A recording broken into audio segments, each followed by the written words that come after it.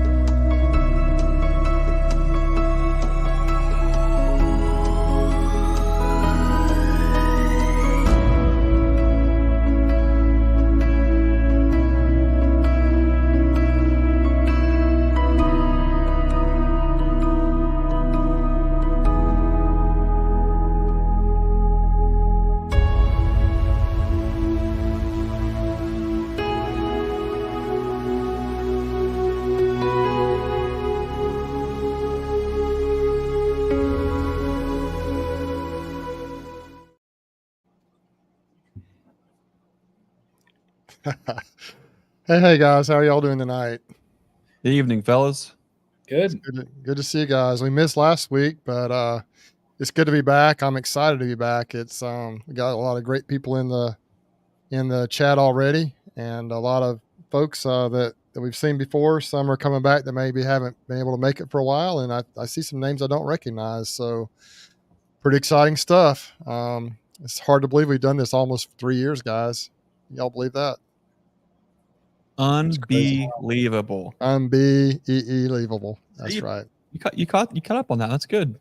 I Took a did. week off. The jokes are still hitting on all cylinders. It's nice. Well, we're all refreshed. We'll put it that way.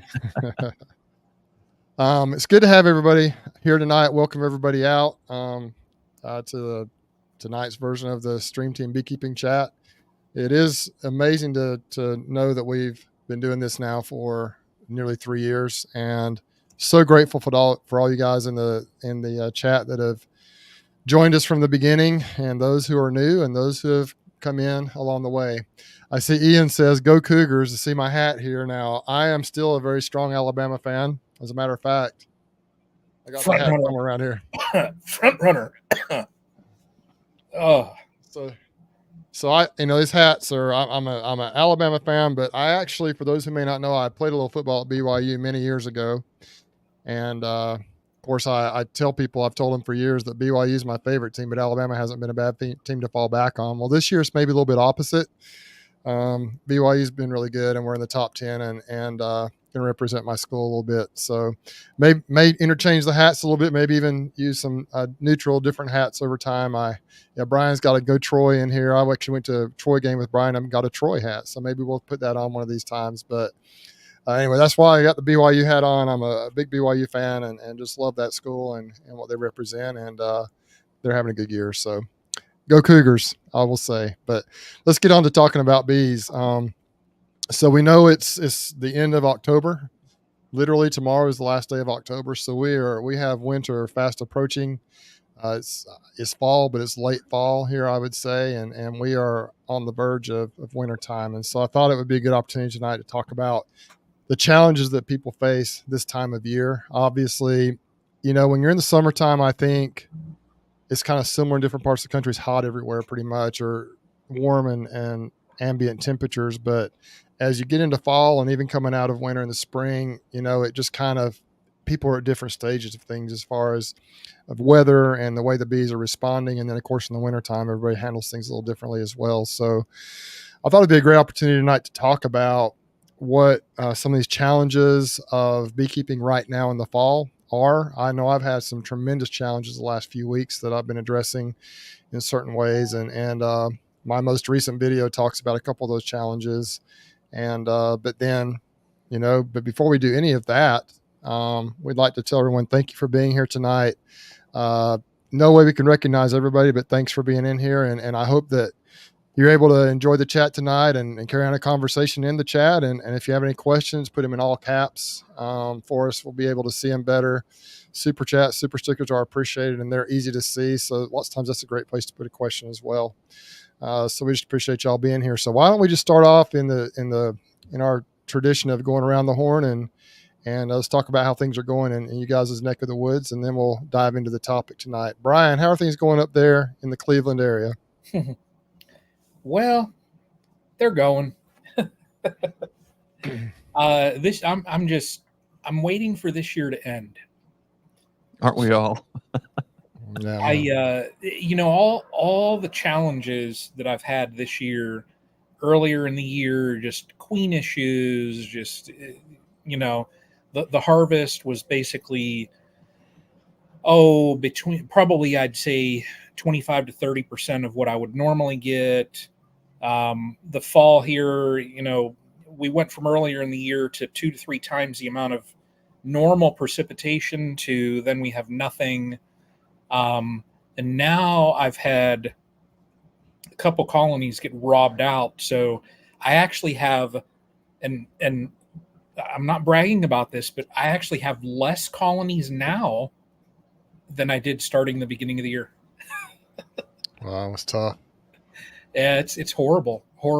Now, the colonies that I have, there's 2 that I'm somewhat concerned with. Just for some odd reason, a month ago they're strong, and I'm treating everything the same, and they just seem to be dwindling. So those 2 I'm kind of concerned with. But yeah, look, Brian, 100 that'll take me 20 years. But the other ones seem to be strong. I cracked the mediums yesterday just to look at the volume of bees in it. I didn't pull. I think I pulled a couple brood frames in one just to kind of see if there was a pattern, and there was some little brood patterns in there. But the ones that I'm not concerned with look really good. Temperament on them was really nice. So, that's what I'm banking on. I'm just banking on the ones that I probably am expecting to make it through this winter. And then next year, I'll just, I'll take next year as it rolls. That's all. So, but that's beekeeping. I mean, nothing is easy. So you got to roll with the punches, I guess, That's right. Greg, how about down there in the Hopewell area? Well, the reports that we're getting is it's been the absolute worst possible case scenario that beekeepers in Ohio, West Virginia, Southern Michigan, Northern Kentucky, and the southeastern part of Indiana, where so many are seeing the same exact thing. Maybe we'll get into that a little bit tonight, but there's people say so many things about beekeeping. Oh, yeah, all you have to do is just this, or for every problem somebody poses, there is always someone who has the knee-jerk quick fix to your solution. And I think a lot of folks mean well and they want to help, but I think a lot of folks just want to be heard. And I get that, and I understand that too. For every problem that we throw out there, we could right now say, what do I do for varroa mites? And everyone's going to have a quick thing. What do I do for hive beetles? There's a quick thing.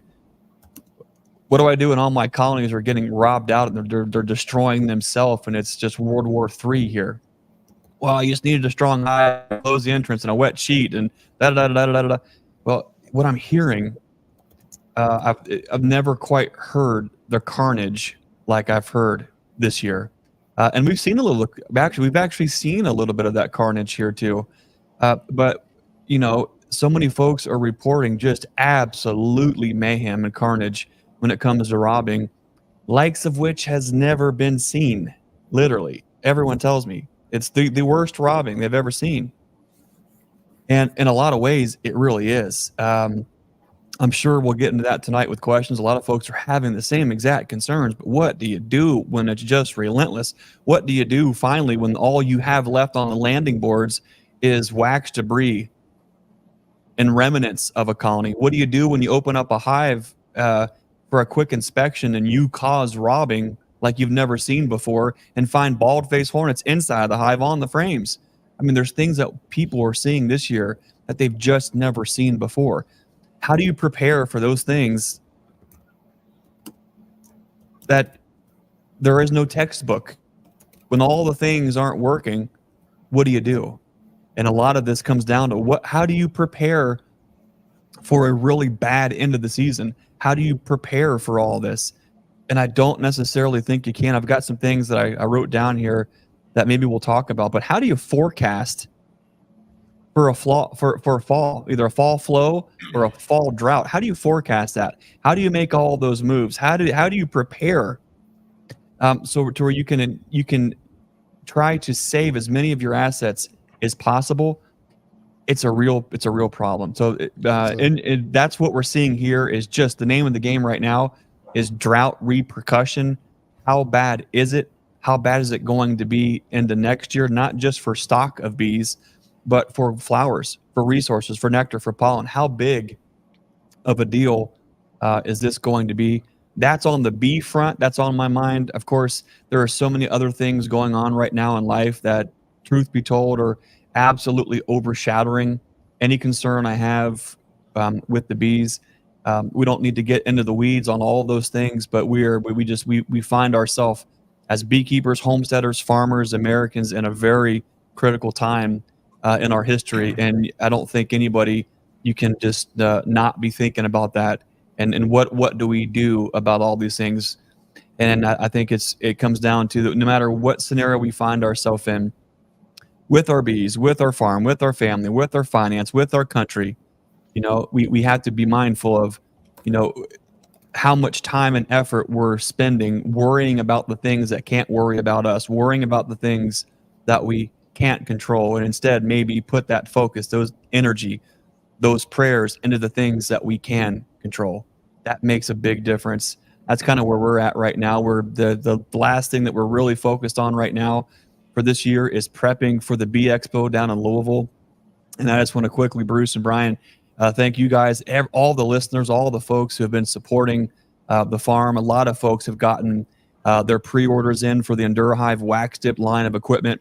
I cannot thank you guys enough. If you are going to the Bee Expo and you're interested in the best wax dip equipment on the market, you go to our website, naturesimagefarm.com, click the very top header, and it'll take you right to the Bee Expo specials. Wax dip boxes less than $20. You can't beat it. So there's a lot going on, Bruce, and it's hard to separate all the things when it's just feeling like it's all just compressed into one big lump thing called fall. Bruce, what about you? I agree. Before I do talk a little bit here, I would like to say Eric from Spirit of Toad, I put up a comment here. He says there's a nonprofit to help the victims of Hurricane Helene. 94,000 plus hives were washed away or crushed by trees. Man Lake has a charity set up. Can I post the link? Absolutely. I think that's a good idea. Yeah, just Brian or Eric, just post the link, and then maybe Brian, you can capture it and run it on a banner for a while or something, so people can know what that is. If that's okay with you guys, I think that'll be great. Mm-hmm. So let me get out of that. Well, down here, we were. It's interesting. Eric mentions Helene right there, because up until Helene, we were really dry. I think in like July, August, it got pretty dry, and then we got really wet for a few weeks there. It was just like rain. Right when you guys were having that bad drought, we were starting to get some rain, and it just dumped on us for a while. And the week leading up to Helene, we got a fair amount of rain. Now, we did not get impacted. We're a little bit west. We were on the west edge of that storm and got very little, really no damage here in Dothan where I live. It was east of us. And usually the west side of these storms is the best side to be on because, the storm is circling in the, I think, counterclockwise manner. So that eastern side is what gets the worst of it. And so we didn't have any real damage from it, but it seems like since the storm Helene moved through, we had rain, I think, the day before, maybe a little bit the day of, and we have gotten almost no rain since then. I think it's been about a month or a little more. And so it's been really dry. Everything's dry and the grass is crunchy. And so we're kind of getting into that drought stage. We're not quite into it yet, but it's been pretty dry. And it's just nothing but sunny skies every day. It's beautiful weather. We're in the upper 70s or mid 80s. We're in the like 70s and 80s. Beautiful, perfect weather, but just no rain. It's not even super humid. It's really nice. But so that of course creates problems with the bees because we actually had a decent flow because it rained when the fall flowers were in their prime. But now we're having to just check weight and consider feeding and things like that. So that's kind of where I'm at right now. Now I went down my last video that I posted on my channel. Oh, let's see here. Was about this very topic, basically fall problems or October problems is what I named, or October challenges. And I in the video, I went down and I went to my buddy Tyler Walker's place and actually purchased some syrup from him. Went and showed his feeding setup. That's if you're interested in seeing a commercial beekeeper setup that really works well, it's very efficient. You can look at that video. You can see how Tyler does it. Now Tyler does use corn syrup, which a lot of people kind of think that's a bad thing, but he's built his hive count up to, he's got, I think, between 1,500 and 2,000 colonies. He splits, he feeds. He's feeding something continually, whether, during honey season, he's not feeding his production colonies, but he's splitting a lot, and so he's building those colonies up and keeping them strong. So it's worked for him, and I've used that. It's worked for me, and in the video he explains exactly how he does it, and it's really interesting if you get a chance to watch that video. But after I show the feeding setup of Tyler, I go to my own colonies, and I have found that I did some mite wash to test, and I had some absolute infestations of mites. One of them was really bad. I've never counted a count that high. I washed 75 or so mites, which is just, to me, that makes my skin crawl. I just hate it. And so what I've been doing, and we'll address this, I'm sure, in a little bit, is I have been on top of those mites. I had Apigard ready to install that day, and I did a full dose of Apigard. The temperatures were reasonable for that. Just treat all my colonies because I found mites, and most of the ones I tested had at least some mites, and most of them were above threshold. Not most of them, but many of them were above threshold. And I'm going to do a video, I think, on what I did the next weekend. I'm not sure. It's off label. You think I can talk about it on here, Greg? What do you think? You can do anything you want to, Bruce. It's your rodeo, buddy. Okay. I do not recommend this method. Hang on. Disclaimer. Hang on 1 second. There you go. So I'm still in the process. For the record, your address and location of your apiaries, please.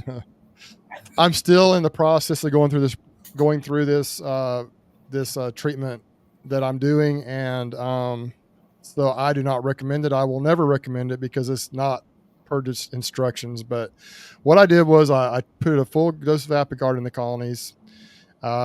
And then the following week I went and I treated them with oxalic acid vapor the following weekend.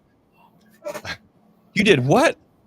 Bruce. Now Apigard is if it's a full dose, it's a 2-week treatment, the first dose. And so I figured hit them with Apigard, and hopefully, usually what that does is it slows the queen down a little bit. Greg, you're more experienced with Apigard than I am, so tell me if I'm wrong. But then my theory was, and this is 100% theory, was hit them with OAV, and that would knock, if more mites were exposed, it would kind of knock down those phoretic mites.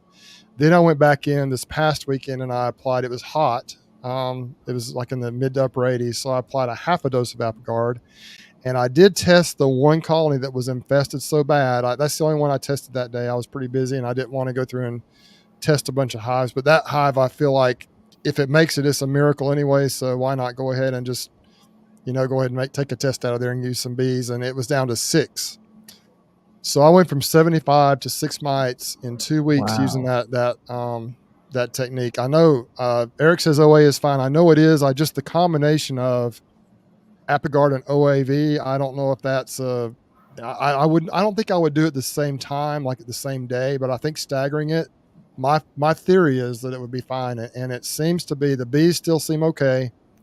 They seem to be doing okay. And if that hive was any indication, if that colony was any indication of what that treatment is doing, it was effective. Now I hit him with Apigard again with just a half dose this time. And I'm going to kind of go in them this weekend and see, and I may put one more half dose in him, or I may just decide to just check a few of them and see where that, and I may be done with this treatment routine here. So that's kind of what I did, and we'll see what happens moving forward. But that's kind of how I decided to hammer these mites. I have to get the numbers down. Many of them were, in the teens, and I think I had some probably in the 20s. There were some that were within threshold. There always are. Probably the ones I checked, quite a few of them were within threshold, but I just went ahead and treated all of them. I will say, though, I had some pretty weak colonies, some of these new splits that were not built out very strong. And some of them are probably the dose of Apigard I put in that first weekend may have been too much. I used close to a full dose, if not a full dose on them, and they're pretty weak, and I may have hit them too hard with the Apigard, but I probably should have backed off on the dose on some of those. But I was just like, I got to get rid of my mites, and so I did. But most of them look fine. Most of them are doing okay. Not recommending it because it's not on label, but I don't think, theoretically it ought to work. And both products are legal. It's just, I don't think they're supposed to be used at the same time. So that's kind of what I did. But can I tell you so right something now, about that? Yes, sir. Okay. I have to do this though. Wait a second. You ready?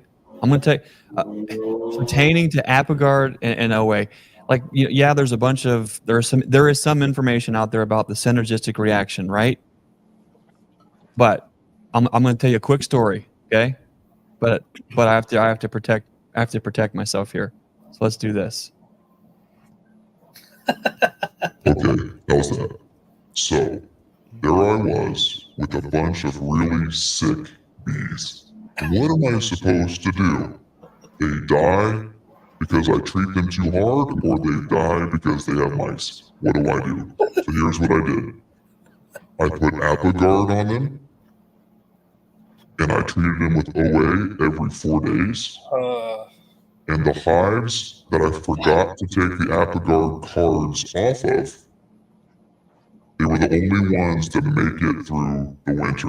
So the hives that had Apigard on and the crystal residue the entire winter and got 4 rounds of oxalic acid were the ones that made it. Who was that? Oh, nice to see you guys. I should have let you do that for my voice when I was talking, because man, that was so classic, Greg. That was awesome. If I heard that correctly, the guest that you just had on stated that they had Apigard on the entire winter, and the colonies that they forgot to take the Apigard cards off of and were getting OA on 4-day intervals, those colonies were the only ones to actually make it through the wintertime when they had a super huge jump in mites late fall. Sounds like that's the same scenario you've got there, Bruce, where if it wasn't for that combination, maybe, just maybe, allegedly, those bees maybe wouldn't have made it. You're going to kill them with the treatment, or they're going to die on their own. Where's the silver lining in between? It's possible, and they may have done really good just with the Apigard, but I thought I'm just going to hit them. And I hit him with, that's the other thing. I hit him with 4 grams per box. And so I really hammered him, Nuke them and let God sort them out is what it sounds like you did to me. Anyway, so that's what I did. But you guys can still hear me, can't you? You guys still there? Sounds great, Bruce. Okay. We're just waiting for the punchline. Brian muted his thing. So, all right. Anyway, so that's kind of what's going on here. I'm just trying to get them ready for winter. And now I'm going to be going back, following up with them, and just checking on through the winter, kind of going back into the routine for wintertime, making sure they have weight, making sure the mites, trying to keep the mites under control, and just trying to get them ready for spring. And so anyway, that's where I'm at. So I guess folks in the comments section here, if you have any issues that you're dealing with in the fall that you're concerned about, any questions you may have, throw it in the comments section, and between the three of us and folks in the comments, maybe you can get some answers to your questions and concerns. But Brian, let me go to you. What do you think would be your number one, maybe your top two concerns going into fall, and what are you doing to address those concerns? Oh gosh, up here, weight. So weight is probably like right now, weight is the priority. But if you're, oh wow, did I freeze up? No. Now we got you. Oh, okay. Oh, my YouTube crashed. Weird. If you're waiting until what, October 30th though, to be concerned about weight up here, you're done. You should be looking at that like, oh gosh, well over a month ago. But weight is number one, and like I start really looking at how my colonies are for the winter. I've been probably the last month and a half now already. We start that early up here. Just if you wait, I mean, it's just they don't have a shot.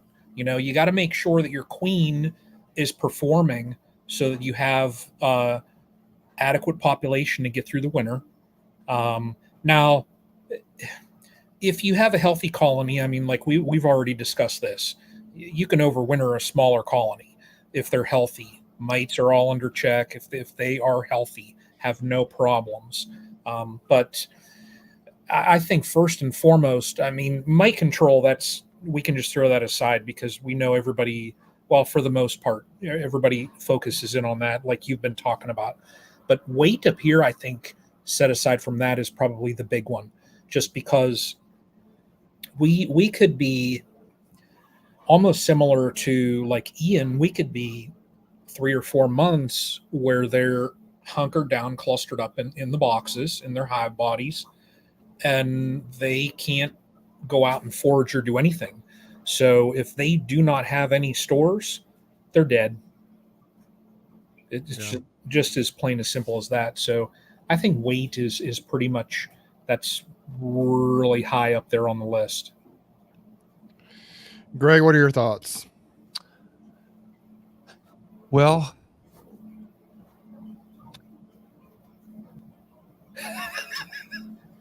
He's going to do the voice. what was the question? No, I'm just kidding. My brain, as you guys are talking, I'm trying to like finalize a conversation I was having with myself about some of these things. But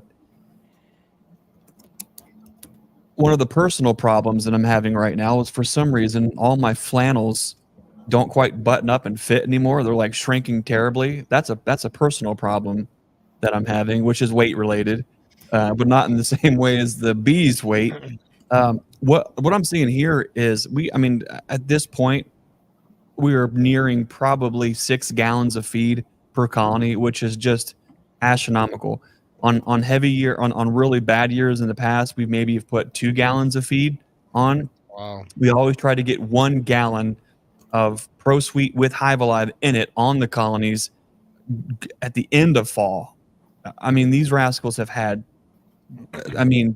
so much. At some point, you actually have to kind of ask yourself, okay, what is the cost risk analysis on this? It still makes sense to feed them to an extent, but Greg needs to lay off the pollen patties. Keith, that is a fact. Yeah, my current thing right now is, in the morning for breakfast, I have 2 pieces of toast. One of them has butter on it. The other one is peanut butter with honey. And I don't know if he's on here, but Mr. Jeremy Lindsay, this past week I've been enjoying Lindsay Homestead Black Locust honey on my toast. Weight is a major problem with a lot of colonies. Colonies that were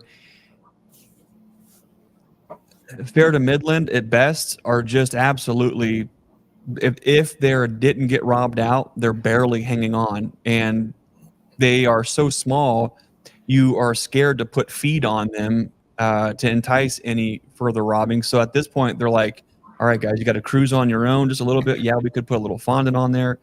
But what do you do with these little dinky colonies? We'll talk about that a little bit, I'm sure, tonight. But the feed problem is a massive issue, because if you are getting into your colonies when it's warm, like, it's causing massive robbing just doing that. A lot of folks are reporting that this year. Just really, really bizarre, unusual things. We typically get in and do a lot of late downsizing splits in September, where we're getting everything exactly. We're getting all the pallets filled out, getting everything into at least a single or a story and a half, moving stuff around, right? And then at that point, we can requeen, take doubles and triples, break them down, throw mated queens in them. Everything's fine.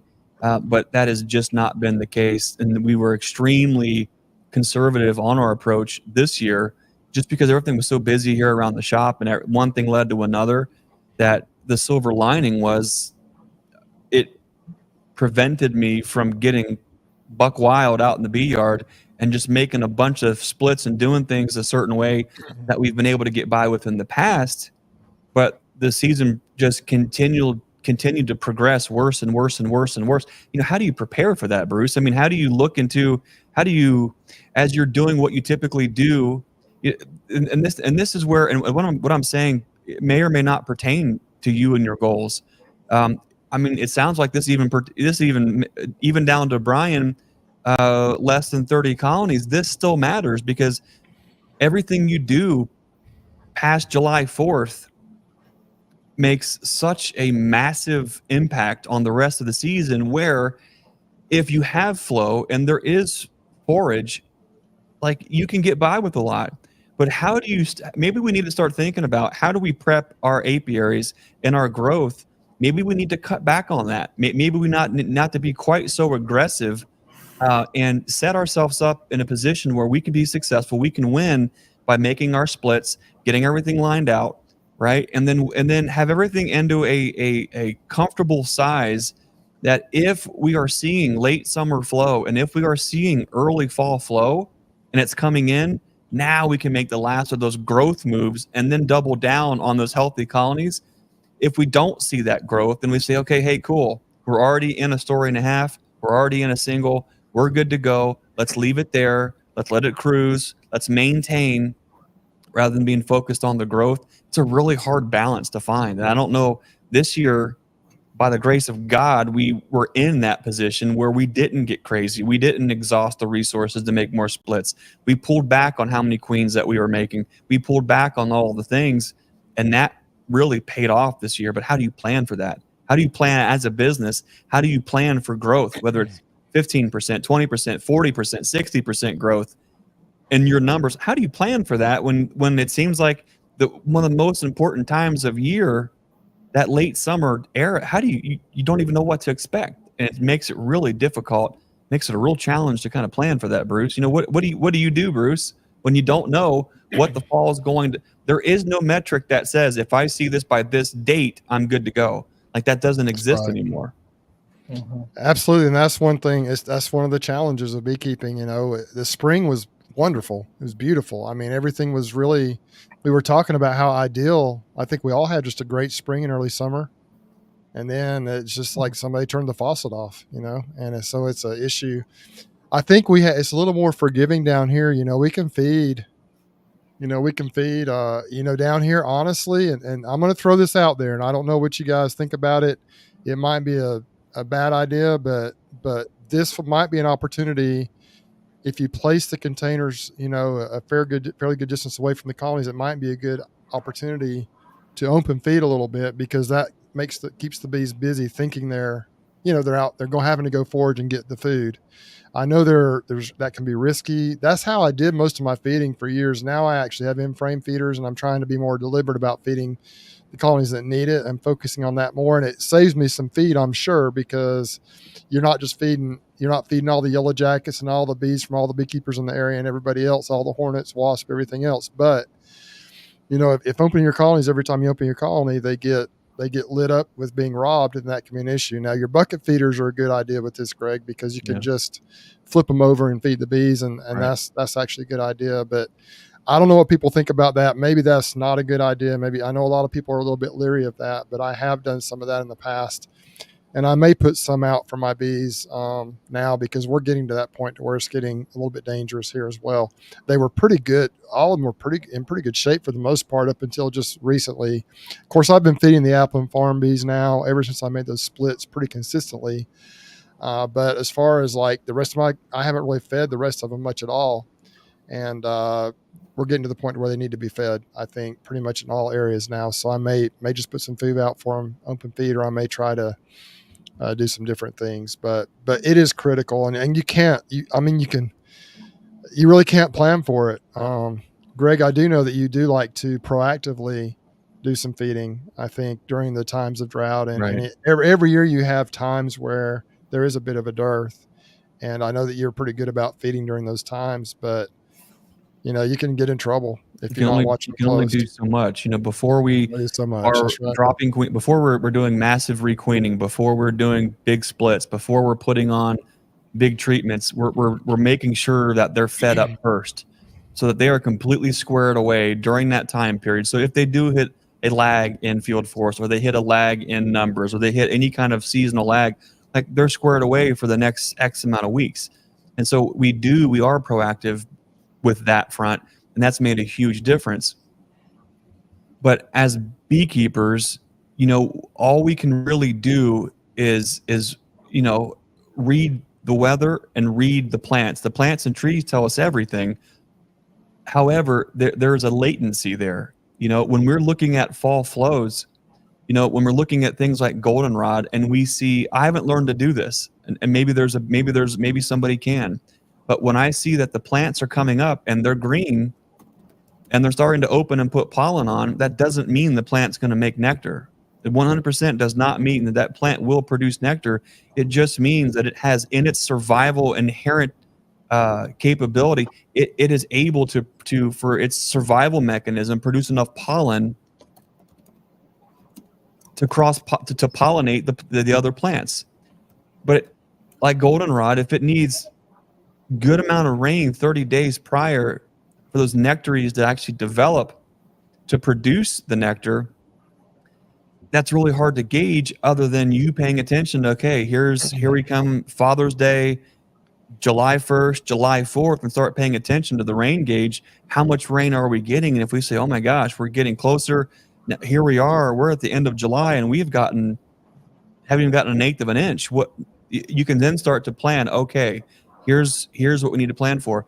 Most folks would say, okay, no problem. I just need to make sure I've got some feed on hand because it'll get better. This has been the only year that we've ever seen where it's been this bad, where it progressively got worse. And even after 3/4 of an inch of rain, it didn't even happen. We kept going further and further into a D4 drought. Like, there's no amount of reading your bees or reading nature that can prepare you for how bad things can sometimes get, other than always having a worst case scenario plan, which in this case is feed. And you have to accept the fact that everybody's hungry. The yellow jackets, the wasps, the horseflies, you see everything everywhere on all of it. Things that, like, even the flies we've seen this year in places where we never see flies. Like, everything is starving, everything is hungry.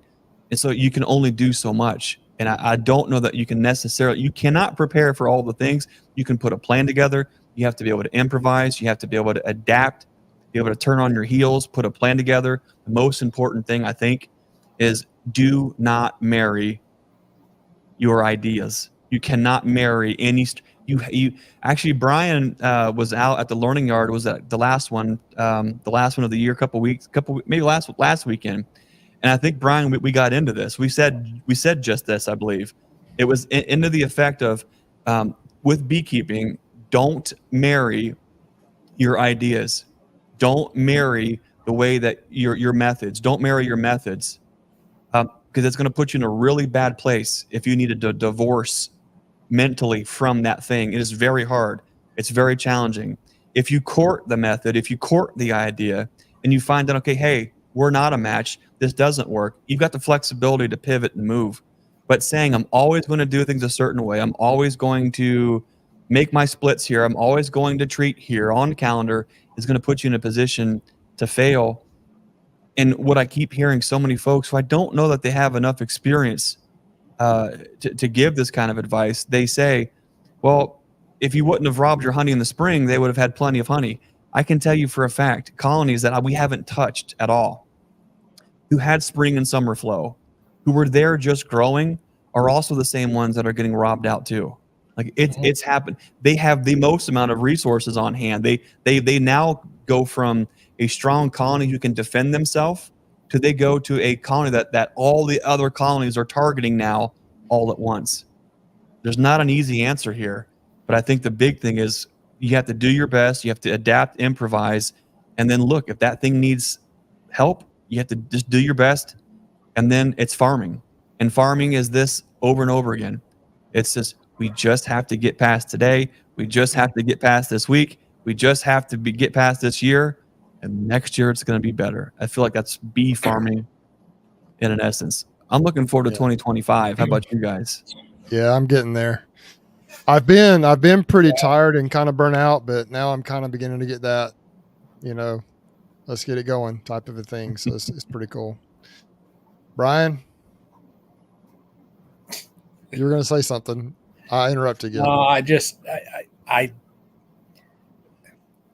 We'll sit here and we'll say we can't wait for 2025. But like Greg said, the route that we've had right now, depending on now how the winter goes, our spring could be an utter disaster. So who knows? No, that's Brian. I'm not jinxing things. No, but I need you to think about what you just said. Like guys, this is like we actually probably need to throw this. Finish what you were saying. I'm sorry I interrupted you, but I'm going to write something down and come back to it. No, I mean that's just what we're quick to think that in the future it's going to be just a perfect bed of roses. Yep. But if we look back, not that long ago, not just a couple years ago, I had 100% loss in my winter. And yeah, from that moment up to where I'm at now, like my management in my apiary is completely night and day different. And you'd think that everything that I do works out, but it doesn't. And then, and Mother Nature throws those curveballs. And this year has just been such a, I could almost say in my apiary, it's been a disaster. That we're quick to say, man, 2025, this year's been a mess. Next year's going to be perfect. So let's just get there right now. But our winter that we have up here, like I've seen some predictions and they're saying above average precipitation. And I saw also, Greg, and I don't even want to think about this, but it said above average temps. Yep.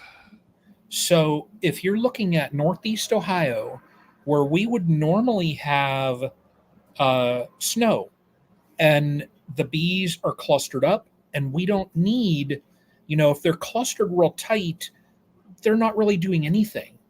But if we have above average temps and above average precipitation, it's going to be a mud fest. And then the bees are not going to be tightly clustered. They're going to be ripping through stores like crazy. And what if our weather then doesn't break until April? We could have 5 months now where literally there's nothing. So yeah, I hope that things take a turn for the better is how I probably should phrase that. I hope things turn towards the better in 2025 and we get into some more normal, so to say, weather patterns. But we'll see. Only time will tell. Brian, I would say by and large, for the time that I've known you, you are very much a cup half full kind of guy. You're always looking for the bright side. You're always looking to not dilly-dally in the negative. Let's just move through it, learn what we can. Bruce, I would think that you're cautiously optimistic, I think is a fair assessment on Bruce. And I'm the same thing. Like we have no time to waste worrying, pouting, or crying about anything. Yeah. What are we going to do to move forward? What can be learned from it? And then how can we share that with others so then that they can also maybe do the same? Can you? I've got a screen share down there. Can one of you pop it up? This is a big deal, guys, because Brian, you said it beautifully, right? You know, here we are on the heels of historically the worst season in Ohio for agriculture. I mean, literally the absolute worst. Okay. And so we as humans and as beekeepers are optimistic and we'll say, we'll get them next year, champ. We'll get them the next season. Okay, next year, let's put a plan to go to rebound in the spring. And that's what a lot of us are doing.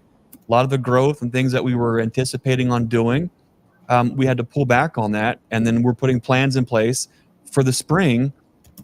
But that is in the assumption that the spring is going to go well. Guys, we have to talk about this because I am not the harbinger of doom. I'm not a fear monger. But I need you guys that I'm also a straight shooting. Let's look at the facts in front of us.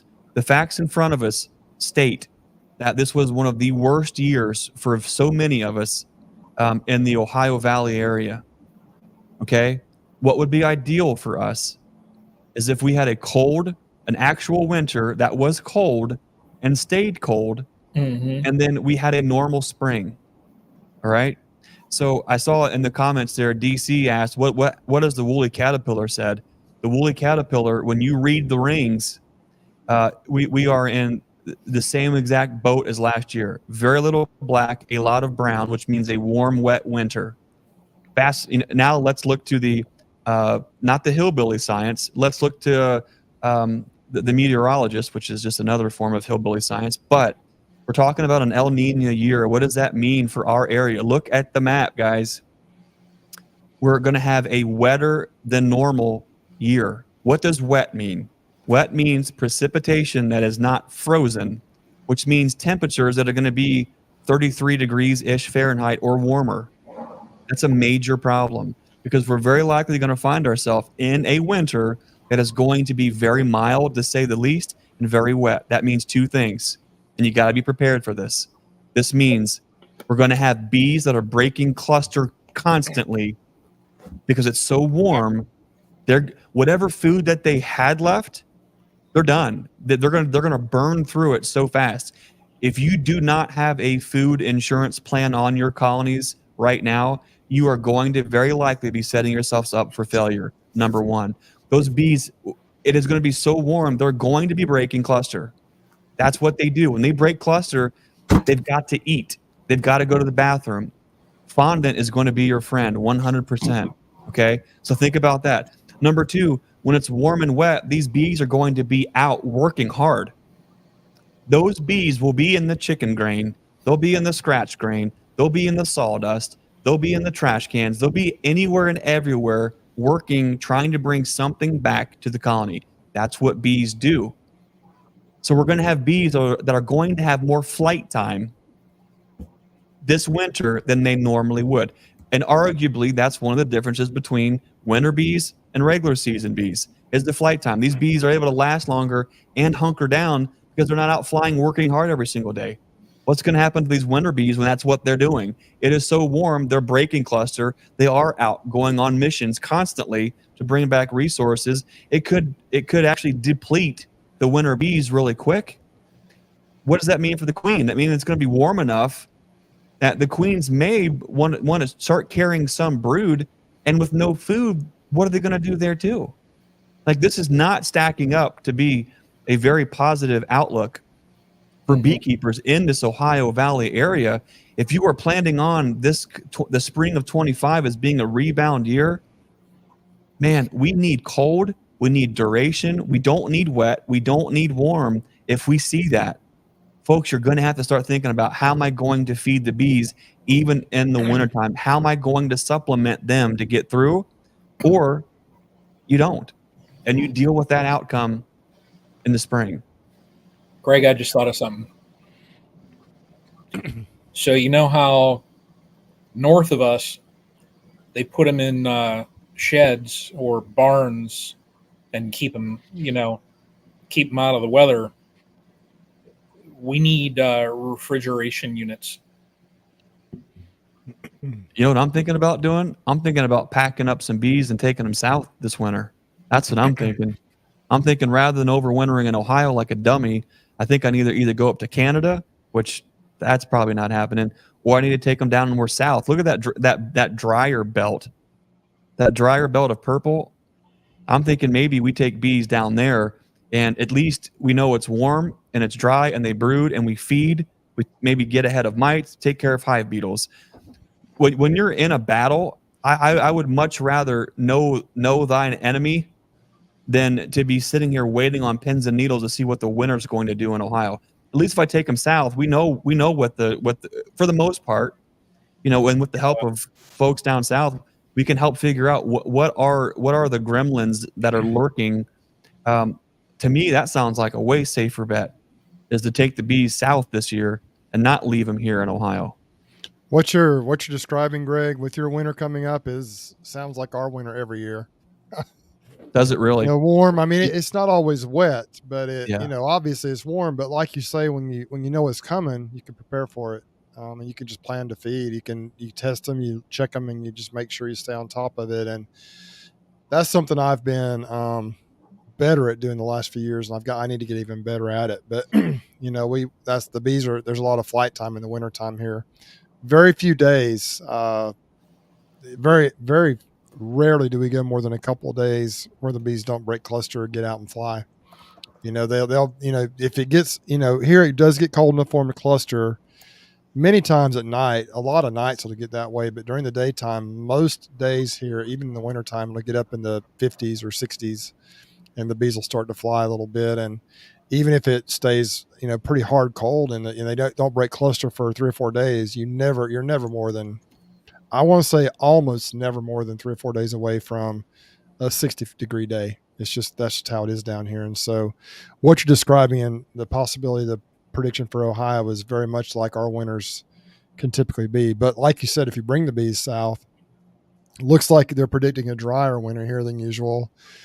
And so maybe it's coming, so you can just plan on that feeding program. You can plan on forage, and it'll be warm enough. They will be brooding more through the winter time, and so you can come out of spring with stronger bees that are, well, I say stronger, more built up quicker, which can help you when you do take them back up to Ohio. Yeah.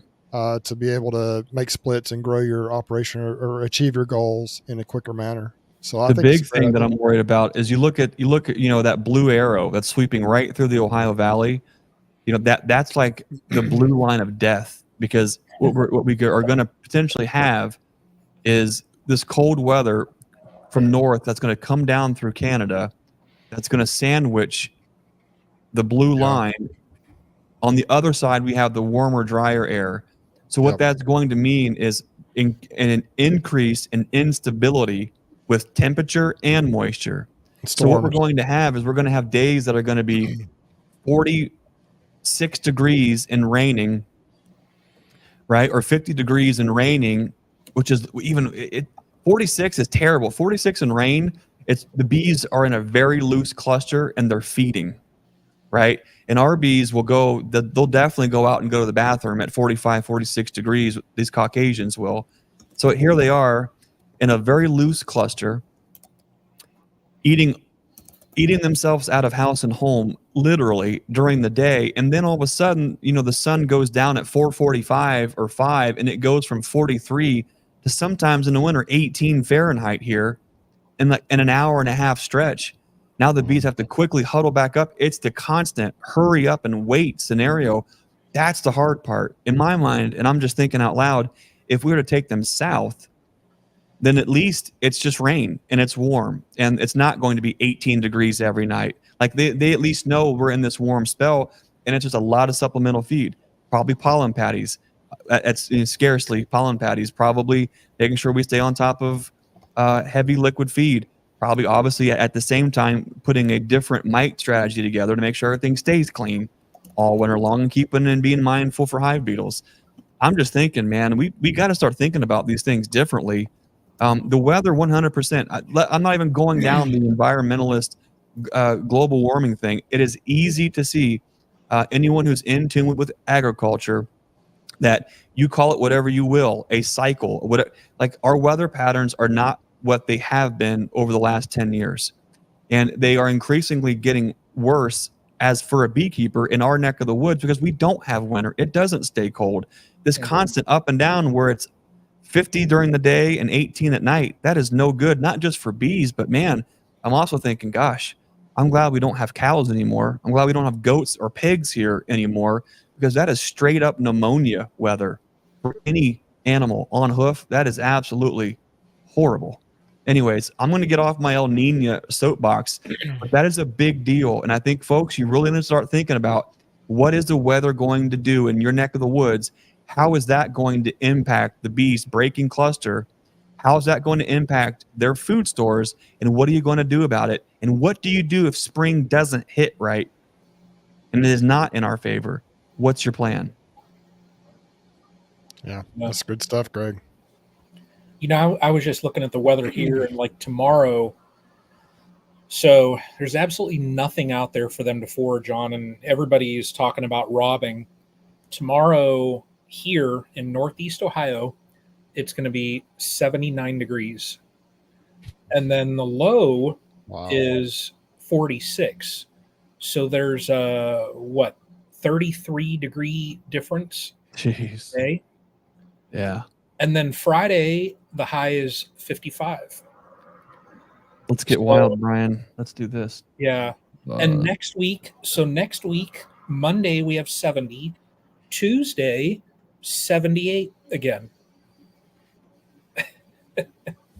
All right, Brian, you really want to let's look at while this. You're working through your magic there. So I want to tell everybody what I just heard in the last 10 minutes is this, and you heard it here first, is you can overwinter down south. You can feed them, you can treating them earlier, you can get them all prepped to come up north.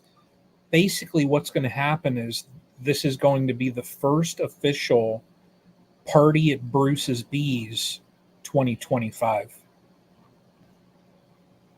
If you're looking to overwinter, we can't legally crash in the great state of Alabama because they've got a bee on comb law, which is not very inclusive to all of us bee on comb beekeepers. Well, look at this, guys. Can you throw that up? Oh yeah. This isn't case in point. I don't even now. This is okay. That's not very clear. This is W Underground. This is their December forecast, and this is a major. Look at this: 47 during the day, 31 at night. This is December's forecast, by the way. Yeah. That is not looking very good for December. 40s. Now we get to the end of December, and thank God, like we get away from 40s. We get into the 30s. That's when it's nice. So around they're calling for a white Christmas. How dare they tease us like that? That is temperatures that are ideal. 40 during the day, 25 at night. Beautiful. If we could have that all winter, we're great. But look at the front side of December. 47, 46. Yeah. Barely in the 30s. Let's see what the guessers are good on. Can we go into January? Yeah, we can go this way. Like, these are the things that sound silly that we're spending any amount of time looking at. How do I get rid of all that stuff on top? I probably can't. Let's do that. You know, looking into this, January is holding. See, this is where, what do you do? We just looked at one forecast and it said warmer and wetter. And now I'm looking at the W Underground forecast and it's showing, I mean, the highs for January is high of 38, lows of 22. That is like picture perfect. I mean, that's exactly what you would want. But that's the opposite of what the El Nino forecasts are showing. So now, okay, so that's here we are. This is your business, and you know that if the El Nino forecasts for warm or wet are correct, you are in a major tight spot, fellas, right? Yeah. But then if this W Underground forecast is right, it's stellar. You can't just decide one day, I'm going to load up some colonies and go find a piece of ground in Georgia or Tennessee or Florida and put. I'm like, you got to have you got to have stuff lined out and planned. What do you do? Yeah, This is where scale kills you, because we're at the scale where we're not migratory beekeepers, and so the scale is actually is a real killer on what to do next. I wonder if that right there. So when I usually look at the weather, I don't look that far ahead anymore, because I've learned that like the weather that I check tomorrow, it basically takes the averages of the past X number of years. So like right there, that's probably the average John Glenn Columbus International. But because you can look at it, and like if you go back to October, it will have like the next 10 or 14 days predicted out according to what's predicted. And then you'll see that it'll kind of like dim somewhere. It goes from the predicted weather to the average. So that's probably looking at the averages, not what they're actually thinking is going to happen. We're not, and this won't be an average winter because it's an El Nino year. So what do you do about that? 5-year weather trends. They're looking at trends. These are the things that literally keep us up at night. Like these little things. How do you plan? What do you do? Like, we want to say, well, I'm never going to have to move my bees. Just leave them here. Well, that's great. But, what if we have a substantial loss because of that? We can only plan for so much. What if we're looking at a massive loss? Last year, what if we're looking at a massive loss here across the Ohio Valley? It's like, okay, well, we then need to be in a position where we didn't lose and our bees are really on top and they're really thriving, and we can make splits. We can sell nukes. We've got bulk bees to shake out to make as many queens as we possibly like. Fun times, guys. Fun times. We'll get them next year. I feel sorry for the brand new beekeepers around Ohio this year. Yeah. Because this isn't the typical year. And for a lot of the parts of the country, this hasn't been like a typical year. Now, like Bruce had his honey harvest of the ages, but you figure if someone started out and they see that, they're like, oh my gosh, this is amazing. Well, and next year, if there's a crash, they're going to be like, what the heck is going on? What do I do? Okay, so I had the honey harvest a record for me, but then I realized I have mites in my bees that I've never more than I've ever had before. And then I realized that now and then we have a drought. And so it shuts so I mean, that's the thing. You may have the best spring ever, and then all of a sudden the fall is catastrophic. And that's kind of how, and it can be the reverse. You may have a horrible honey crop, and then the fall, you may have a great fall flow. It may just set everything up beautifully for the next year. So that's why you can't just say this year I'm going to, like you said, Greg, you can't get into a routine. I like the term you use. You can't marry ideas and just say, well, this worked for me last year, so I'm going to do it the exact same the exact same way next year. That's part of the artistry, or the husbandry, as you would say, of beekeeping, is you're having to kind of read the tea leaves, as they say, or having to learn. And that's what you develop over time. And we're all still developing that skill. I still don't have a very good handle on it, but you just have to be able to, and as you become more experienced, you gain the idea of kind of things to recognize. Like, just for example, going back to the mite check on that colony that had so many mites in it. And for those who are coming in kind of late to the chat, I had a horrible infestation in at least one of my colonies, and I'm treating now. We talked about that earlier in the chat. You can go back and watch if you didn't see it. But, so I got in that colony, and immediately I could tell something was wrong. They were aggravated. They didn't look healthy. The brood pattern was horrible. And in the video, the last video I posted, I said, I bet these bees have a mite load. Mm. Well, now 8 years ago, or even probably 5 or 6 years ago, I wouldn't have recognized that. Probably I would have just thought, Right. well, these bees are mean bees, but that they're not. Typically that particular colony was not of a genetic that should be aggravated, but there was just something about them. I could tell they were sick. And then when I dug down in there, so that's part of the whole thing with experience. That's why if you're a newer beekeeper, if you're just getting started, you can't get frustrated if something happens and you don't know what it is, or you don't recognize the problem and you kind of lose bees or whatever, because it's an experience thing. And now, I mean, we all have lost bees this year. I mean, it just happens. And even experienced beekeepers plan on a certain amount of loss every year.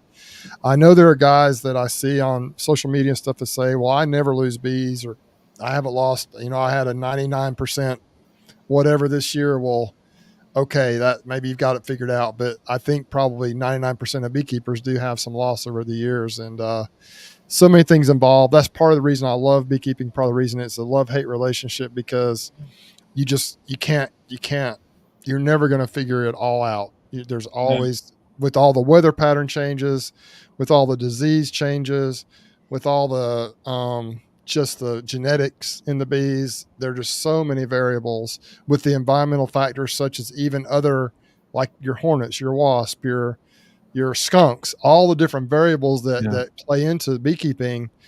Your bears in certain parts. There's so many things to think about. What about just your soil microbiology? I mean, soil microbiology and the differences in not only flora and fauna, but variances of different strains of viruses that the mites are carrying. Where in some areas, I mean, there are some areas where we could probably take our bees and go 100% treatment free, and maybe only have 10 to 30% losses and be cruising no problem. But there's some that's a big deal with how local beekeeping really has become. There's a couple of comments here that I can't highlight them, but Jason Seward, or C-word at 904, says, I live life by this saying: prepare for the worst and pray for the best scenario. That's really what it comes down to. That's farming. You try to do your best to prepare for the worst. You pray for the best. And if you're prepared for the worst and you pray for the best, and it's a best case scenario, now it's a bumper crop year. It's a banner year. Now you've got extra resources to allocate, but you're never going to see a farmer going hog wild in the years of plenty. They're storing it back. They're filling the larder. They're investing in things to help buffer all those years, because everybody knows you're not going to win every single year. And there's a comment here by Nick Zook, which I absolutely love. And I think that's why we were not nearly as impacted as heavily as a lot of other folks in our areas were with this drought. And his comment here says, having queens that are responsive to the nectar pollen flows and properly shut down the brood nest in October make a big difference for us this year, especially. I know Nick is running a lot of our stock, and that is 100% spot on. That's where these Appalachian mutts really shine, because we've worked on these for so many years that they are in tune with their local environs, and they make choices based on that. These bees knew to shut down before we did, right? And so as I'm going through to dig in, and now I'm ready to finally make all these big splits and do all these things, you look in the colonies and you're thinking, not today. It's not going to happen. The bees already started shutting down way before you even knew it was time to shut down, and they're not even giving you the resources. But that's where wisdom comes in. Having good stock that creates the experience, then the wisdom, and the wisdom follows by you gain experience. You know what happens if you do this. You know what happens if you don't do this. That's where wisdom comes in. And the wisdom of it is I do this, but I have to check in with the bees and see, can I do that? In the past, you learn the hard way and gain experience saying, I'm going to push these bees to the umpteenth degree because I think I can. I think they'll get from A to B without knowing what it takes to get to A to B. So you split the tar out of your bees in July and August, and in September and October, they're all robbed out. There's no queens. They did nothing. You exhausted all your resources. Now you have nothing. That's where wisdom comes in. Running the right stock, learning to read the bees, and then making the right move at the right time. That's beekeeping. Might as well be gambling. Yeah. Do you want to know what I've learned, Greg? What's that? And everybody. So I'm going to give you time that if you want to record this on your phone or get a pen and paper to write this down. Words of wisdom from Castle Hives. Words Okay. of wisdom. Words of Castle. wisdom from Castle Hives. Okay. What I have learned is you have to treat today like it's today. Because yesterday is today's yesterday. And if you treat next week, well, that's today's next week. So live today like it's today. Unburdened by what was then. What has been. With Brian Coper. Love it. You guys are so funny. Nancy. Here's a comment from Nancy and this is the thing. Like she says, some beekeepers up here, this is in Southeast Pennsylvania, have done very well this year. Yep. I had the same as last year. So that's the thing about beekeeping too, that you have to be careful of. That's one reason I think this stream team is so valuable, because you guys are up north. I'm down south. Yeah. We have beekeepers from, Bracken's in here from Utah. Yeah. And so I know people are from out in Washington State and just all over the Colorado, all over the country. We got people in here.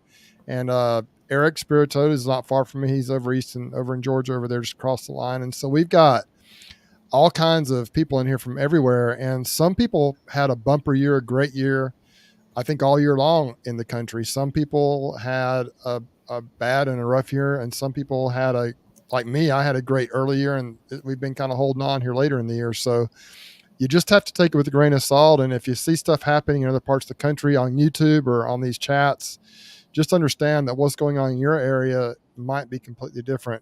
Bracken out there in Utah, he lives in a desert. And so he's used to the dry weather. That's what they deal with all the time. And so he, the flowers and the blooms out there, that's the type of plants they are. And so the bees, they do well, but he is very attuned to watching them and feeding them as needed. But the bees do, pretty well out there, I think, because like I say, they're desert flowers, they're desert plants. And so it's just, you just gotta, I think I think if we've done anything tonight, we've decided, or we've kind of come to the conclusion that once again, Greg, what's one of your favorite quotes? There are no absolutes. There are no absolutes in beekeeping. And so I think, tonight, I'll give Mike Berry. He probably has a couple we could argue on, but by and large, there are no absolutes in beekeeping. That's right. Well, every hive has to have a queen or it dies, right? I mean, that is one thing that is true. But then you argue, what is the purpose and intent of this hive? Did you know that laying workers make drones that are sexually viable? So you could argue if a queen goes, like, they have a plan. Like, is that greater or less than your? Just saying. Yeah. They're passing on their genetics. Yeah. All right. So I think tonight we've come to, we've kind of talked about a couple of key points. Number one is that obviously we talked about mites and the issues with them, and it's important to kind of have those under control. Some parts of the country, it's probably almost too late to be getting into the colonies very much, but hopefully you got those under control pretty well. And then I think we spent a lot of time talking about the importance of feeding bees and keeping them in good shape that way, keeping the weight on the colonies. And each person kind of has to figure out their own thing. And so I think those are kind of what we have to deal with. And then, I think we've actually tonight addressed a lot of good information. I'd like to go in. I do have a few questions and comments starred here that we could kind of run through, kind of a little speed question answer type thing here. It says, Brad White, I'm not sure he's Brad Witt, I guess you would say. He asked if we're hobby or foolish time beekeeping careers. Brian answered that question earlier. Each of us has our own. Brian is the hobbyist, I'm the sideliner, and Greg is the commercial guy. Mm-hmm. Spirit of Toad. Once again, there is a website going in the link down below. Eric from Spirit of Toad earlier mentioned that Man Lake is doing a fundraiser for those who lost colonies in the storms and in the disasters we've had. He said there are over 94,000 hives that were washed away or destroyed. And so if you would like to donate a little bit, even $5 or $10 towards that, enough people donate it, we could really help that out. Brian, I appreciate the super chat, and Greg, I appreciate the super chat from our Freedom Apiaries. I appreciate the super chat from you as well. Let me see, I'm trying to, and then Of course, we got Greg also. I'm going through not necessarily in order here. You're doing a fine job, Bruce. We got South Carolina, Hope Sadler. 5 weeks ago, all 40 hives had capped brood. Now there is none, and colonies are queen right. Any ideas? I think she said, I think 2020. Queens are from 2024. Greg, what do you think? I would just say they're starting to kind of brood down for winter. They're kind of circling the wagon, so to speak. And maybe if they're having a drought in that area in South Carolina, they don't want to be making a bunch of brood because they need to conserve that food. What are your thoughts? Yeah, I mean, I don't know that neck of the woods, so it's hard to really say anything. But if I look at my own scenario, when do we not find brood in the colonies? We find there's no brood or very little brood when there's no food resources. So early in the year, late in the year, even during the summer when there's nothing, they really brood back. Or in times where there's no queen. So unless you've got a really heavy robbing scenarios, you would know that. You would see all kind of debris on the bottom board, just carnage all over this headless bees, wax debris, pollen debris. You would see that if it was a queenless scenario in my mind. So it's probably what Bruce said. It's just a matter of forage scarcity, and they're shutting down. Maybe you're running carnies or Caucasians. If you're running wide open Italians, I don't know if they would quite slow down so much. But I think you're right, Bruce.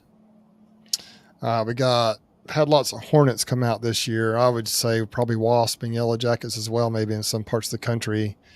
It's bad. Any suggestions? What do you do to handle those? What do you guys do to handle those rascals? Ryan, what do you do? Do I need to put a voice disguiser on there if you're going to say you're going to put diesel fuel in the holes? I can voice disguise you before you say that. Like, because my apiary is not right where I live at, it's hard for me to really do anything to combat those challenges. So this year, having 3 colonies get robbed out in the last month, get annihilated by who knows what. It's the first time that I've ever lost like multiple colonies in a year. So it's a challenge for me just because I'm not over there. Like, I could go over there and not have time to go back for over a week or so. So for me, it's very, very difficult. Yeah. Greg, I remember when I was up there last fall for the Creative Convergence. You had a yellow jacket nest right there in your barn. So what do you do? Video of that thing, man. That would have been viral. I've never seen that. Would have made Yappy's skin crawl. Maybe this thing was probably it was like at least the size of a sheet of plywood. This thing was at least 4 by 8. It was probably more like 5 by 10. A complete yellow jacket nest is what it was, and we didn't get around to do anything with it because of timing until it got cold. When it got cold, everything died except for the queen. And when we dug in there, we found the queen and smushed her. I mean, she was giant, and then no problem there. Don't yellow jackets? Don't they have multiple queens sometimes? Those yellow jacket nests. Apparently, we found one and smashed her, and that was in the story. Okay. The other thing I've done is it's just with the ground nesters specifically, a lot of times they'll have 3 separate nests within 20 feet apart. So you can have like a 60-foot area that has 3 of these nests and tunnels. And so you might go in and do something, borax or hot water and borax down a hole, and that might help. But then all of a sudden you see them come out of another one and then another one. So kind of my go-to, it's just it's kind of easy. Is just a shovel and a flamethrower, and just open up the dirt and just burn them up, nuke them. Yeah, I think if you don't know where the source of the yellow jackets are, the wasp, I think one of the best keys is a strong colony. I think that's the best thing. But but sometimes they can get out of control. I have lost a few Yeah. bees. I'm pretty sure to yellow jackets in the past, but all those colonies that I lost were pretty weak. So that's kind of, I think if you got a bad infestation of yellow jackets, they can absolutely become a battle royale, and they can destroy larger colonies. But for the most part, I think the bees can keep them in pretty good check if they're strong. I know there are traps online that people rig up that are just basically really cheap to make with soapy water, and you put different things, but you just have to look that up to figure that out. There's all kinds of videos and stuff on how to take care of yellow jackets, things that don't attract bees, but they do attract yellow jackets, things like that. There's traps and things you can use. My bees are eating. Randy Klingon says my bees are eating the dry pollen feeder like crazy. Is that a good thing this late, Greg? I mean, it's protein, so Yeah. the bees, they want to do something. I don't think that's not going to cause them to be pollen bound. I wouldn't think inside of a colony. So if they're hitting, I'd rather them hit that and get something back for nutrition. What else are you going to do? There's no I'm not sure where Randy Klingon Farms where exactly he's located, but to me, I only use dry pollen for me personally as an indicator.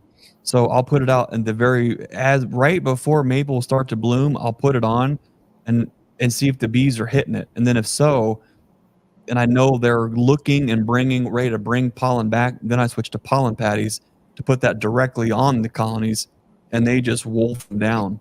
So with pollen patties this late in the year, you got to be mindful of hive beetles, but you could consider putting smaller doses of pollen patties on, so the bees would get protein, and they would also get some of the carbohydrates from what the material is made from.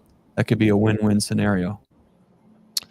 Here's a good comment from DC's Bees, and it's just, we talked about it briefly earlier. That's probably when he put the comment in, but new beekeepers have their learning work ahead of them.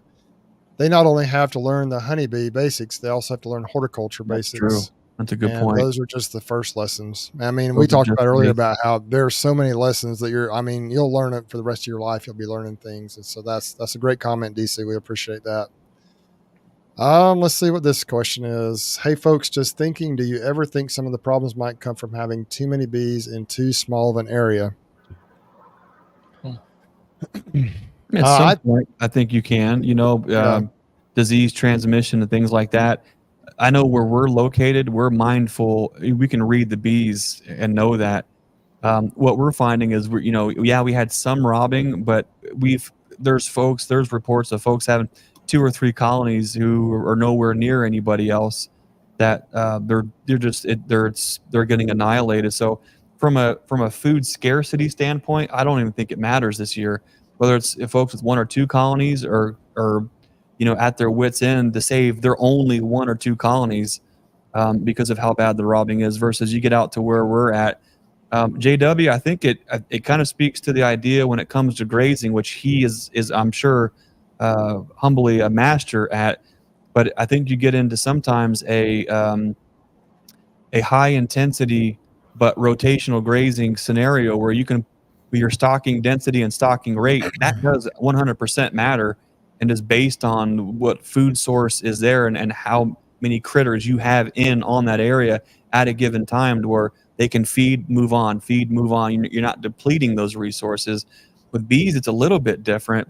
And what we're finding here is it's not so much that the stocking rate and stocking density is throwing things out of whack. It's just the complete lack of food, it seems. But what Nick mentioned earlier, as far as the stock goes, what we have found is our bees started actually slowing themselves down earlier in the year.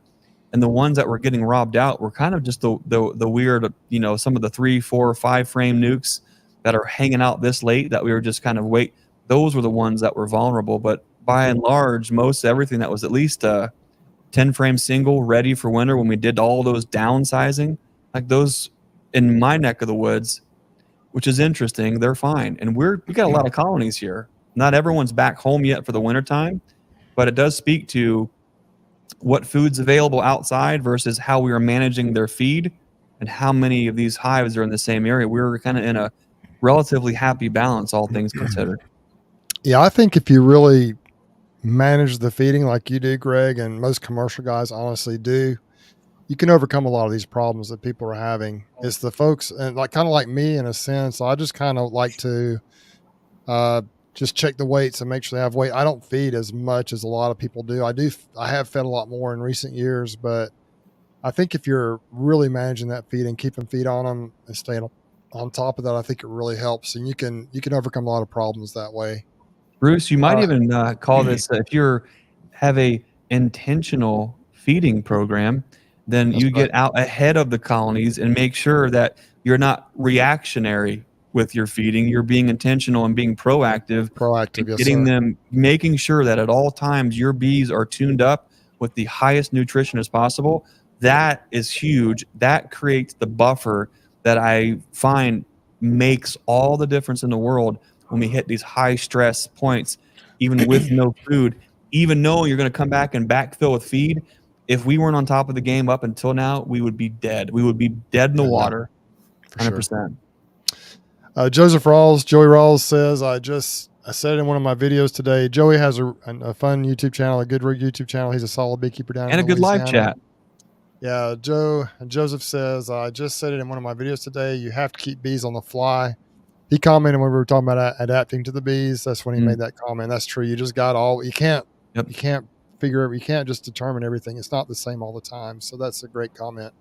Here's a guy that, we were talking about moving bees down south, or, Greg, you were talking about that earlier, and a lot of people do that. Big commercial people do, but Darren says, I guess not too many backyard beekeepers are going to move their bees to the south for the winter. They will make it work though in their own environment. And so that is true. And once again, if you can stay on top of them, keep them fed, you can get through a lot of challenges if you just stay on top of them and really manage them.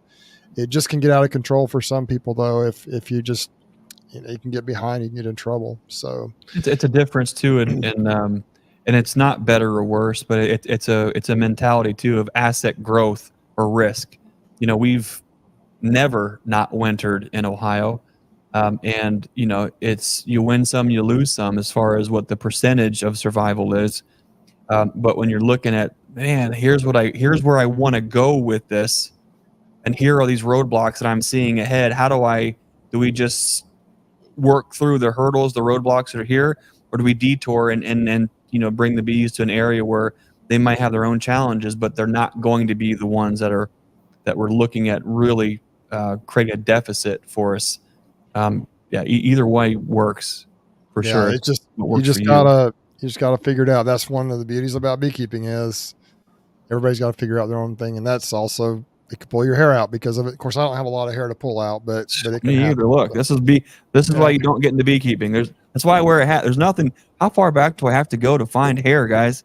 I mean, way far back. That's why I wear. I got a few stragglers sticking up. So anyway, I got a haircut yesterday though. But Nick Zooks, thanks for the super chat there, Nick. He says, what do you think of Peck's research on local queens? How do we spread the word that local stock is worth it when out-of-state queens are ready first? Now, he lives up north a little bit, doesn't he? So yeah, he's that's a great question. Probably an hour northwest of me. Yep. It's a great question. So how do you that's true. I mean, if you guys up north, southern queens are going to be available before your queens locally are available. So how do you kind of manage that up there? If you're, I don't really think this is going to be, I'm going to get in trouble.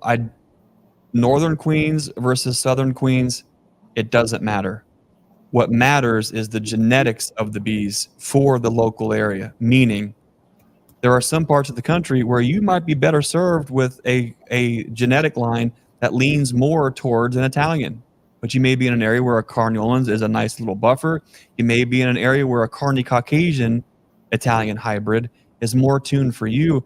I don't know exactly what Peck's research is on local queens, but I do know the conversation that we had with Randy Oliver on not that long ago here on the stream team.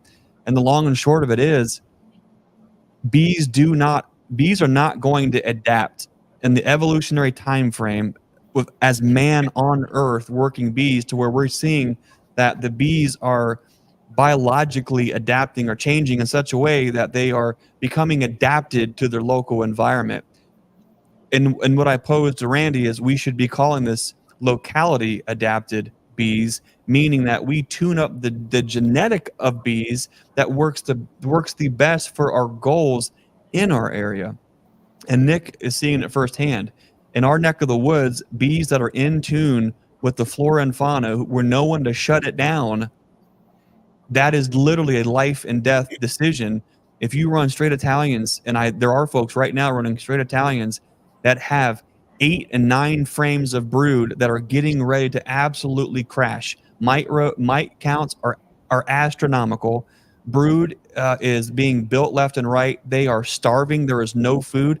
They cannot subsist at all. Those bees have no food in there at all, not just for new baby bees, but for themselves.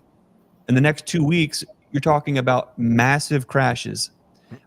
So our Caucasian carny lions, they said, hey, we can foresee what's going on. We can read the woolly caterpillar. We know what's going on. Let's dial it back, girls. All right, let's live within our means. Let's be smart about it, and let's cruise through this. And that's what they're doing. So how do we spread the word that local stock is worth it when out-of-state queens are ready first?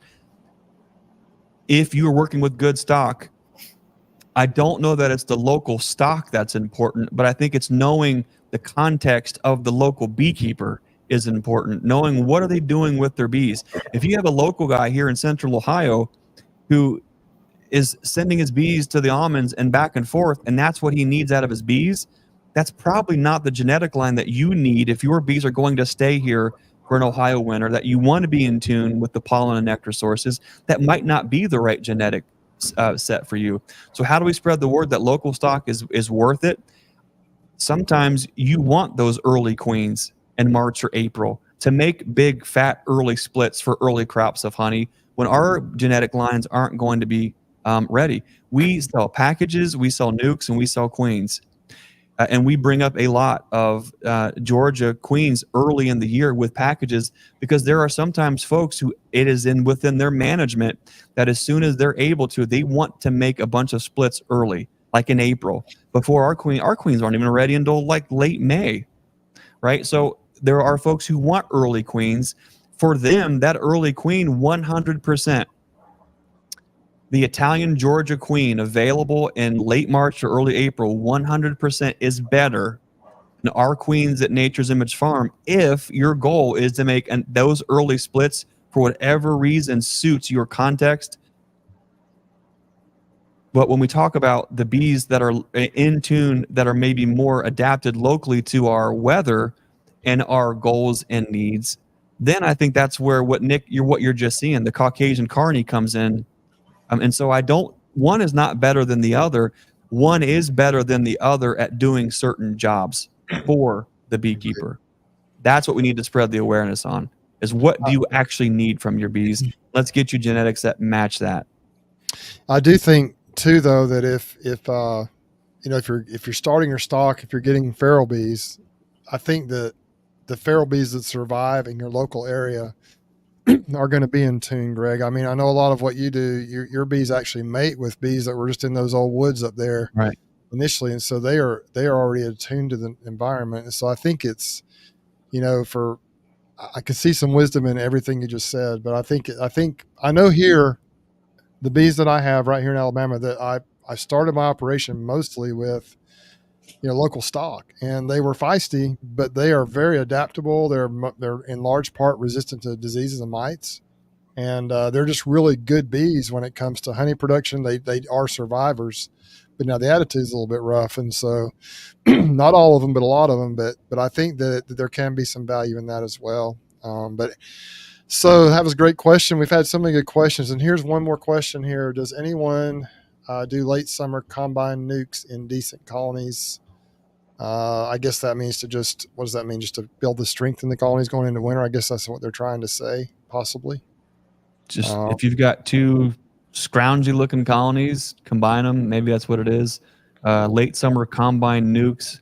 If we have late summer nukes, typically they're really holding queens is what the asset is, to be able to do something with the cell, requeen yourself, and then you just combine the resources and let them figure it out. That's probably but one of the things that we're doing this year, or actually we've done for several years now, is any of these dinky colonies that are left that manage to not get robbed out but are still yet 4 or a 5 frame colony, for whatever reason, we have found greater success putting them in a 10 frame box than leaving them in a 5 frame box. Well, but the reason is we're putting them over double screen boards. So double screen over a strong colony, the weaker colony goes on top in a 10 frame box for uniformity, and then they do really well that way. So similar but yet different than the question. Awesome. We've kind of gotten through the questions. We appreciate everyone who's been on here tonight, and appreciate the super chat, super stickers, all the support that we get in whatever way. Just being on here is a tremendous honor to us that you're willing to spend some time with us each week. And so I thought we could go around the horn real quickly. And Brian, why don't we start with you? Just what's coming up in the next few days for you, and then I will say a few words, and then we'll turn it over to Greg to go ahead and bring it home for us tonight. Yep. No, I've got, when I was out yesterday, I actually filmed a video. First one I think I filmed in 3 weeks. So I just have to edit it now. So that's the filming. 3 more weeks. Well, filming is that's the easy part. The editing, it just depends on how my work schedule, because tomorrow I've got a pretty busy work day. Friday is not that busy. So I might be able to edit on Friday, but then Saturday I've got another market. So Saturday I'm going to be busy all day. Sunday is another day where I'm going to be out in the field probably half the day. So busy times, but no, the as far as the apiary now, looking at our weather, I think I have about another week, and then the buckets are going to come off, and I'm going to throw my insulated inners on just to get them on early. I'll probably put the plug in them. That way they're not up in there and getting to fondant or anything like that. But I just want them on. That way when I do need to place fondant, it's just pop that, they have that black plug on them. It'll be just easy. So, but we're getting close to things are just going to be completely wrapped up basically here. Yeah, down here, I'm just still working through this mite situation, and I'm just going to have to be checking for food quite a bit. Thanks, Joseph, so much for the super chat. I like this. The only absolute with bees are they always live in a cavity unless they don't. That's the famous. Is this thing going to work? I guarantee it will work until it don't, and I guarantee it. Yeah, that's true. Every once in a while you get a beautiful open air colony. It's not kind of crazy, but so I'm just working on, mite control, feeding, and just trying to get them. We're working on getting through winter here, and it's going to be a battle to keep the weight on them because this drought it's just nothing but sunny skies for weeks and weeks and weeks. Beautiful weather if you're not worried about farming or bees. Even some of the peanut farmers around here, we have a lot of peanuts around here. And I think everything was really good. They've been harvesting, but when it gets too dry, it's hard to get the peanuts out of the ground. Too wet or too dry. You just want it to kind of be and I think they're struggling a little bit with that now. It's kind of crazy. Just farming is difficult in difficult weather conditions. And so, but that's what I'm going to be doing as far as videos go. I do think I'm going to break out a video just on the feeding setup that Tyler has. If you see my last video, it's in there. I think I'm going to break that segment out because a lot of people might be interested in seeing a feeding setup without seeing the whole video on the mites and everything. And so that'll be an interesting video for folks that haven't maybe taken the time to watch the most recent video. I'm thinking I should break that out, maybe edit it a little bit, but mostly post it as is, maybe put a little, change around just a little bit. So I'm going to try and drop that video. And then I think I would like to do a video in a couple of weeks, 2 or 3 weeks, on just kind of the mite issues I had and then kind of how I addressed those issues and just kind of what I did. Like Mike says, I'm not recommending you do it. It's not how to do, but how I do. I think it's going to turn out pretty good. I do think that the aggressive treatment I've done may have taken out some of the weaker colonies, but very, very few of them. I think most of them are going to come out on either side, hopefully stronger than ever. And so that's what I'm excited about. But we have a big week coming up. I'd encourage everyone, whatever your thoughts are, whatever your ideas are, get out and vote and do your patriotic duty. I have pretty strong feelings, but everybody, you need to do it. This is a free country. You need to go out and go to the polls and vote for the candidates that you think will do best. That is a civic duty. So I'd encourage everyone to do that. And of course, with college football, my BYU Cougars are off this weekend, and so I don't have to worry about them losing. And they're undefeated so far. And Alabama is playing, and hopefully they'll win. And then my high school team here locally is doing really well this year, so hopefully they'll win their rivalry game as well. But once again, I appreciate everyone being on here, and I'm going to turn the time over to Greg. Oh, before I close, go ahead and look down here on the banner that's scrolling across. Eric from Spirit of Toad earlier mentioned that Man Lake is doing a hurricane relief for the many colonies that were lost, hurricane relief aid. So if you feel in your heart to donate to that, I'm sure any amount would be appreciated. Greg, turn the time over to you, my friend.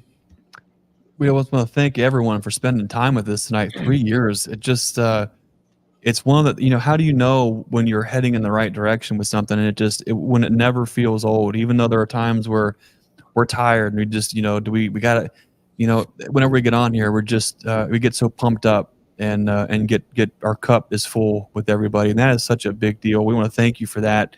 Hope you guys get the same out of it too. Beekeepers are never short on words when it comes to beekeeping. And somehow, even after 3 years, no matter, we can be talking about the same thing over and over again, but there's always something new, something fresh, something different to bring into the conversation. And you guys really are the reason why. So we want to thank you for tuning in for 3 years. I want to invite anyone listening, any YouTube beekeeper, if you've got a YouTube channel and you're a beekeeper, this is your invitation to join the stream team next Wednesday, December 6th on the Nature's Image Farm. Brian, you're going to be here next week, right? November 6th. November 6th? December 6th. November 6th. Yeah. You're going to be here? Yeah. All right. Whew. All right. So if you're a YouTube beekeeper, you are cordially invited to join the stream team. On a stream team pop-up. It's going to be a lot of fun. We're going to get you on. It's going to be brief, just a couple minutes, but we want to bring awareness to your channel. But we want to hear from you. What is your winter prep strategy? What are you doing from winter? And what we want to do is we want to hear from you guys from all over the country. All right? Yeah, Brian and I were knuckleheads in Ohio. Bruce is in Alabama. But we want to hear from folks all across the country. So there's a bunch on here, I know. And I would be remiss to start naming some and leaving some out. So I'm not going to go down that road. If you're listening to this, this is your invitation to join us on the stream team next Wednesday night. What you have to do, we got to keep the comms clean. Go to our website, nature'simagefarm.com. Click on the contact us, shoot us a message, and the header, just put stream team chat. I will get all that compiled, and we'll shoot out emails to get you the invites and the details and things like that. But how cool is it going to be to check in with beekeepers all across the country and see specifically what is your overwintering strategy for 2024? And by the sounds of this talk tonight, it could be a big deal. If things are shaping up to look like what they feel like, we may be in for yet another round. The famous Mike Tyson quote, everyone has a plan until you get punched in the face, right? Let's plan for that. So quick shout out. I got to spend a little bit of time with Randy McCaffrey this past weekend at the OSBA Fall Conference. Met so many great folks. It was so cool to spend time with you. A lot of our Learning Yard crowd, stream team fans, fans of Nature's Image for so long, stopped in, said hi, supported the booth. That was awesome. Tony West, he's in here a lot of times on the comments too. He's got a YouTube channel here in Ohio. Gave a great talk on the Damari method. That was really cool. Got to meet and talk with the one and only Mr. Jim too. That was a lot of fun. So many great folks, so many awesome people.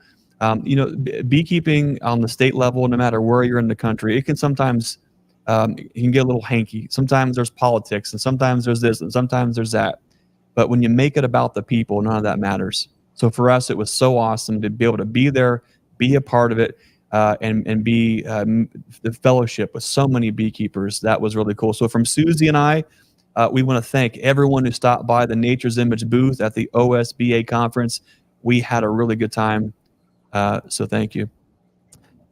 If you're going to the Bee Expo and you want the best deals on the best wax dipped equipment on the market, go to our website, nature'simagefarm.com. Click on that top link and get that equipment ordered soon. We're really looking forward to really having a beautiful show of force with our line of equipment. It's going to be awesome. And the last thing I want to say, the most important thing, really, yes, I can go on and I can talk and I can talk and I can talk.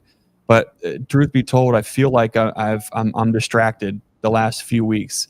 My heart is always with bees, and I'm always wanting to talk about it. But with all the current events, I'm not going to lie. My mind is going everywhere, more so than it always is. I even took 3 lion's mane pills this morning, and I don't think it worked. My brain is just failing on all cylinders, it seems. And I'm really looking forward to getting past this season.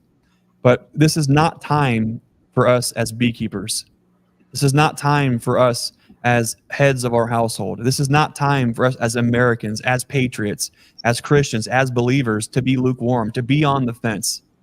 It is time for us to stand up, to do what's right, to band together and make this country great. Whatever that means to you, that is your God-given American patriotic duty. And I encourage you to exercise it. There are places and folks and countries on this globe that do not have the freedoms that we do. We take that for granted. And so I encourage you to stand up for what you believe in. Be firm, be resolute in those things. Go out, make a difference.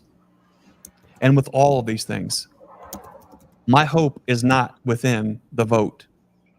My hope is in Christ, that no matter what happens, there is a plan for all of this.